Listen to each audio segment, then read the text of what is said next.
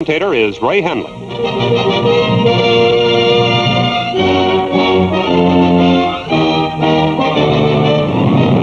The South China Sea, hundreds of U.S. fighting ships, destination Luzon. The skies of the Orient are American skies. The waters of Manila Bay, not yet American waters, but Navy flyers proceed to make it a graveyard of Japanese shipping. A Jap destroyer runs and is stopped by a Yank cruiser. A few suicide planes appear, but the enemy is baffled by MacArthur's surprise move when he strikes at Lingayen Gulf.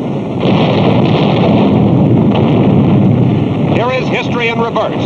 MacArthur's men land at the same beachhead where Japan's General Yamashita started his conquest of the Philippines. The flag goes up on Luzon as MacArthur's deep-throated howitzers go into action. Striking southward, the invading army's main thrust advances down Luzon toward Manila, 107 miles from the beachhead.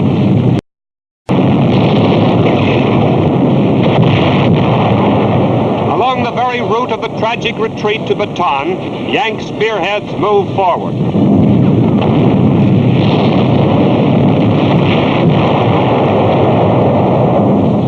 Clark Field is soon overrun.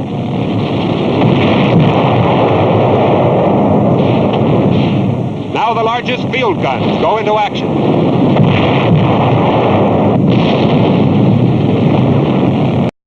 30 miles from Manila, the Papango River crossing is unopposed in some places. At another point, a Jap barge loaded with nips fails to escape. There's another. The river crossings continue in force.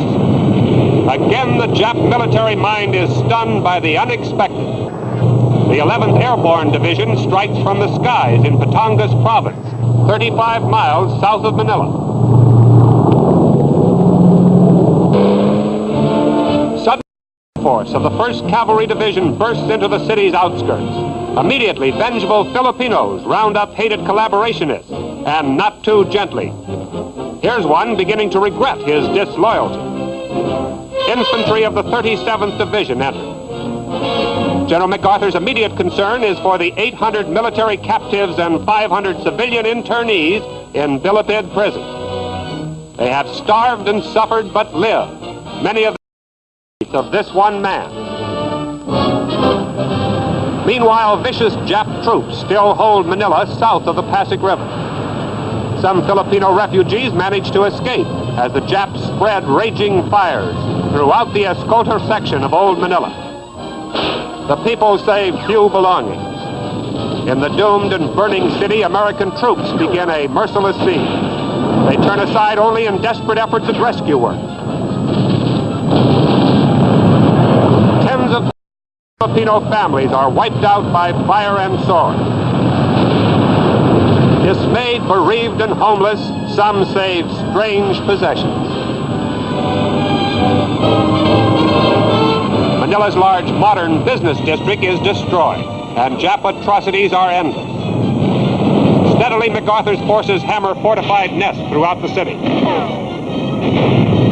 First aidmen, covered by riflemen, heroically rescue a wounded GI as the street fighting continues.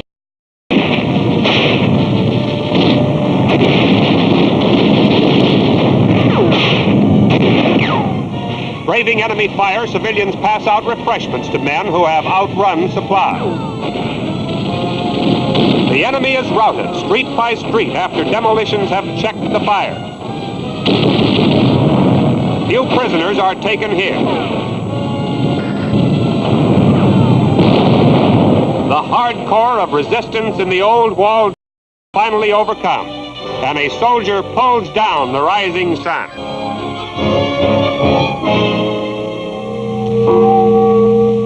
Church bells herald the battle's end. At Santa Tomas, first prison liberated, crowds wildly welcome MacArthur and their freedom. Manila is liberated. MacArthur has